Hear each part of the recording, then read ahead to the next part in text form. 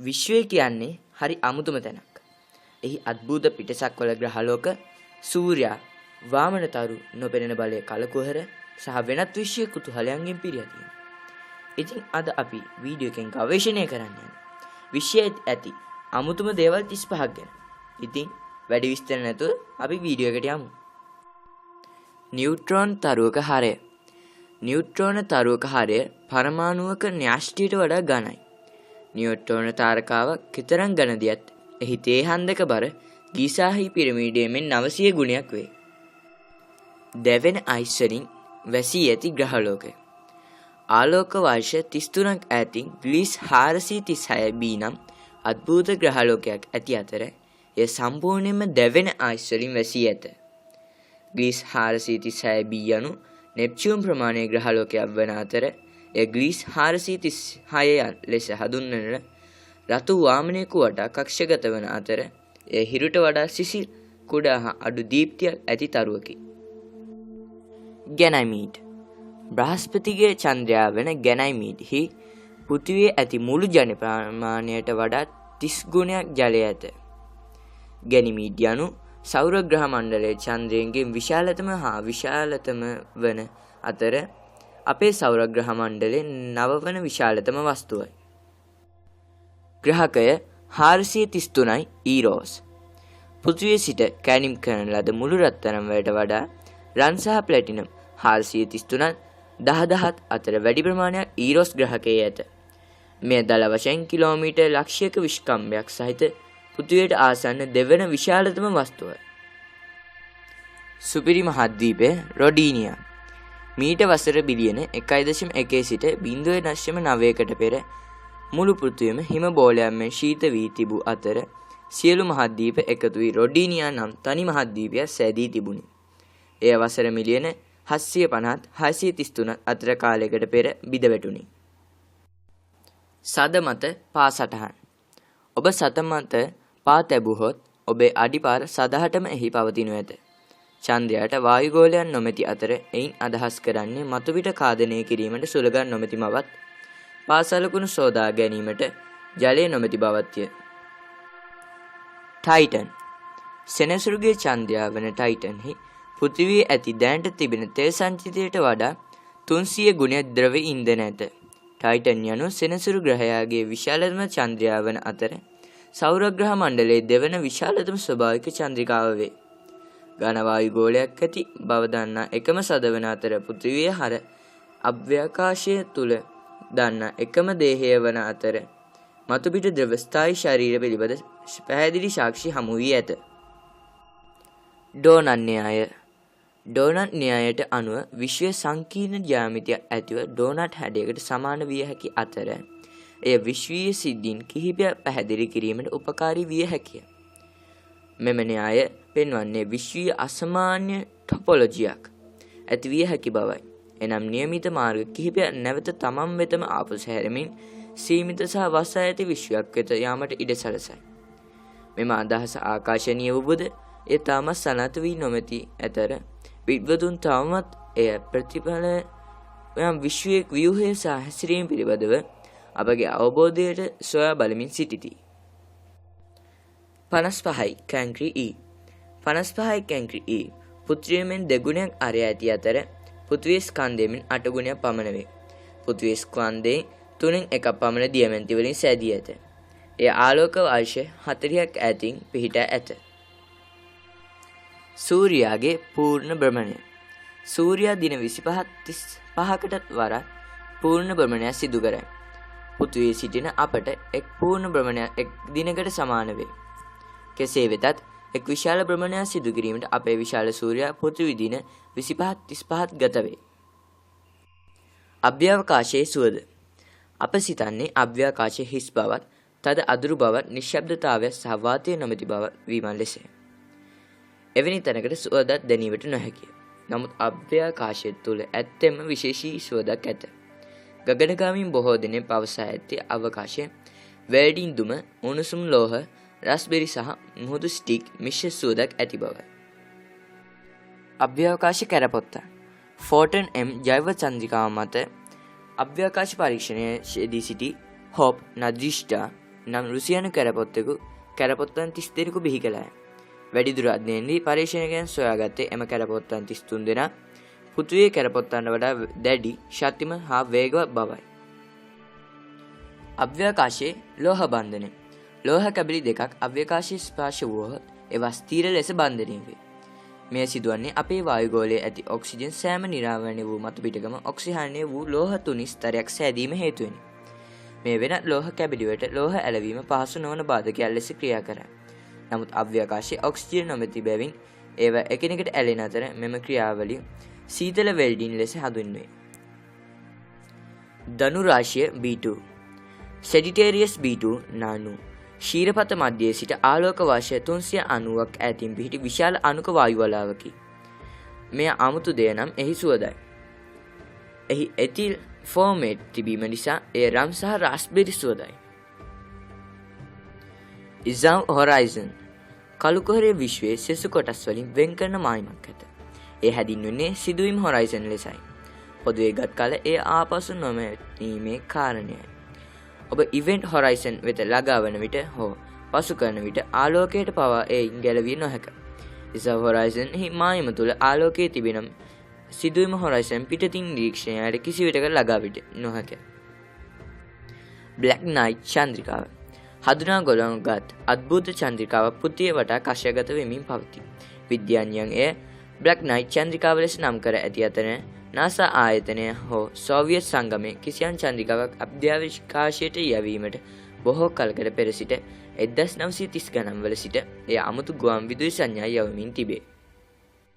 අව්‍යාකාශ ඇදුම වීසරයන්දිය නොමග යාම වළක්වා ගැනීමට සඳහා හිස්වසම වටා ඔක්සිජන් අවකාශ ඇදුම් කට්ටල වලින් සංසරණය වේ.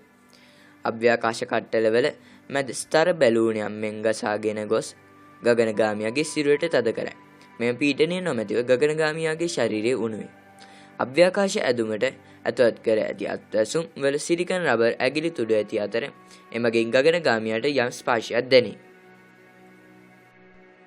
AHD 188753 අප් ග්‍රහලෝකය පෘථිවිය සිට ආලෝක වර්ෂ 150ක් ඈතින් AHD 188753 අප් නම් ග්‍රහලෝකයක් ඈත තාරකා පද්ධතියක් වටා කක්ෂගත වූ එකම ග්‍රහලෝකය එයයි. තාරකා විද්‍යාඥ මැකිච් කොනකි විසින් මුලින්ම සොයා ගන්නා ලදී. මෙයින් අදහස් කරන්නේ මෙහි ඕනෑම දෙයකට විවිධ හිරු බැසීම් තුනක්, සෙවණැලි තුනක් සහ බහු සූර්යග්‍රහණ ඇත්විය හැකි බවයි. මෙවැනි සංකීර්ණ ගුරුත්වාකර්ෂණ පද්ධතියක ස්ථාවර කක්ෂයක් තිබීම ඉතා අසීරු බැවින් මෙවැනි ග්‍රහලෝක දුර්ලභය. බූමරැංග් නිහාරිකාව විශ්වයේ තිබෙන ශීතලම ස්වාභාවික ස්ථානය ලෙස සැලකෙන බූමරන් නිහාරිකාවයි. ඍණ 272.15 සෙල්සියස් අංශකදී එය නිරපේක්ෂ ශූන්‍යයට වඩා සෙල්සියස් අංශක 1ක් උණුසුම් වන අතර මහා පිපුරුමෙන් ඇතිවන පසුබිම් විකිරණවලට වඩා සෙල්සියස් අංශක 2ක් සිසිල්ය. පෘථිවියේ සැඟවී ඇති විශාල ජීවීන් ප්‍රමාණය අපේ පෘථිවියේ ගැඹුරු මත පිට ඇදහිකි නොහැකි තරම් විශාල ජීවීන් ප්‍රමාණයක් පවතින බව විද්‍යාඥයන් හෙළි කර තිබේ. වසර 3ක අධ්‍යයනයකින් පසු පතල් හා සිදුරු වලින් ලබාගත් සාම්පල පොළොවේ මත පිට සිට සිදුරු 23 පමණ පරීක්ෂා කිරීමෙන් අනතුරුව ජාත්‍යන්තර පරීක්ෂකයන් කණ්ඩායමක් විසින් සොයා ගන්නා ලද්දේ කාබන් හා සමාන ජීවීන් ටොන් බිලියන 385ක් දක්වා මෙම සුවිශේෂී ගැඹුරු ජෛව ලෝකයේ ඇති බවයි. මහා ආකාශකයා ශීරපතේ ඇන්ඩ්‍රොමිඩා සහ ඒ ඇසල ඇති සියලුම මන්දාකිණි අපට නොපෙනෙන දෙයකට ඇදගෙන නමුණු අතර එය මහා ආකාශකයා ලෙස හඳුන්වයි. අපේ මන්දයාගෙනට වඩා දහදහස් ගුණයකින් විශාලය. වාමන තරුව ලුසි කැලට් ට්‍රිලියන 37,093 පමණ බරති දීප්තිබම්ම හා විශාලතම දියමන්ති එහි හදවතේ තබා ඇති ලුසි නමින් හැදිවෙන සුදු වාමන තරුවක් හෝ නිල වශයෙන් BPM 10 ලෙස හැදින්වේ. ගගනගාමි සර්ජි ක්‍රිකලෙව් රුසියානු ගගනගාමි සර්ජි ක්‍රිකලෙව් ලොව කාල සංචාරක වාර්තා හිමි කර ඇත. ඔහු පෘථිවිය වටා කක්ෂගත වීමට වඩා වැඩි කාලයක් ගත කර ඇත. ඕනෑම අයෙක් දින 803යි පැය 9යි විනාඩි 39 කාලය ප්‍රසාරණය වීමේ බලපෑම හේතුවෙන් ඔහු පෘථිවිය අනික් සියල්ලන්ට වඩා තප්පර 0.02 අඩු කාලයක් ජීවත් වී ඇත. ඵලදායී ලෙස ඔහු තත්පර 0.02ක් තමාගේ අනාගතය කරා ගමන් කළේය. විශ්ව විරෝධී මහා පිපුරුම සිදු වූයේ අපේ හුරුපුරුදු විශ්වය තුල පමණක් නොවේ. මනස් නවීකරණයේ ලද නව සිද්ධාන්තයකට අනුව එය අපේම දර්පණ ප්‍රතිබිම්බයන්ෙන් කාලයාගේ ඇවැමෙන් පිටුපසට විහිදෙන දෙවන විශ්ව විරෝධී විශ්වයද උත්පාදනය කළේය. මහා පිපුරුමට පෙර විශ්ව විරෝධී ක්‍රියාවලදී එයින් ඇගවෙන්නේ කාලය ආපස්සට දිව ගිය බවත් විශ්ව පදාර්ථය වෙනුවට පදාර්ථයෙන් සෑදී ඇති බවත්ය. අදුරු පදාර්ථයේ පැවැත්ම පැහැදිලි කර හැකියයි විශ්වාසය කරන කැනේඩියානු භෞතික විද්‍යාඥයන් තිදෙනෙකු එයින් විසින් එය වියෝජනා කරන ලදී.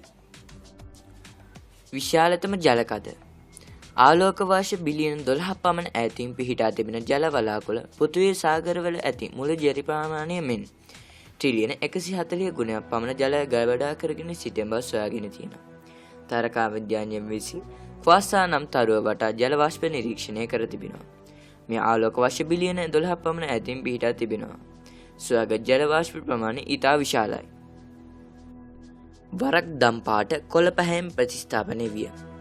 තාරකා ජීව විද්‍යාඥය පිළිබඳ ජාත්‍යන්තර සගරාවේ නව පරීක්ෂණ පත්‍රිකාවෙන් ඇගවෙන්නේ පෘථිවියේ ප්‍රථම ජීවීන්ගේ ශක්තිය ලබා ගැනීම සඳහා ලැවෙන්ඩර් පැහැයක් හෝ දම් පැහැයක් තිබී ඇති බවයි. හරිත සාග සූර්යයාගේ බලෙන් ශක්තිය සත උපයෝගී කර ගැනීමට පෙර මෙම කුඩා පිටසක්වල දම් පැහැති ජීවීන්ද ඒ සඳහා ක්‍රමයක් සොයාගත්හ. සෙනසුරුගේ ඝනත්වය සෙනසුරු ග්‍රහයා ජලයට වඩා ඝනත්වයෙන් අඩු බැවින් එය ප්‍රමාණවත් තරම් ජලය තිබුවහොත් පාවෙන අතර එහි දෘශ්‍යමාන වලලු සෑදී ඇත්තේ අයිස් දූවිලි හා පාෂාණවලිනි. ගුරුත්වාකර්ෂණය විශ්වයට අමුතු දේ කරයි. ගුරුත්වාකර්ෂණය බලය ආලෝකය නැඹුරු කරයි. එයින් අදහස් කරන්නේ තාරකා විද්‍යාඥයින් බලන වස්තුන් ඇත්ත වශයෙන්ම ඒවා පෙනෙන තැන නොතිබිය හැකි බවයි. විද්‍යාඥයින් මෙය හඳුන්වන්නේ විකාර ගුරුත්වාකර්ෂණ කාච ලෙසය.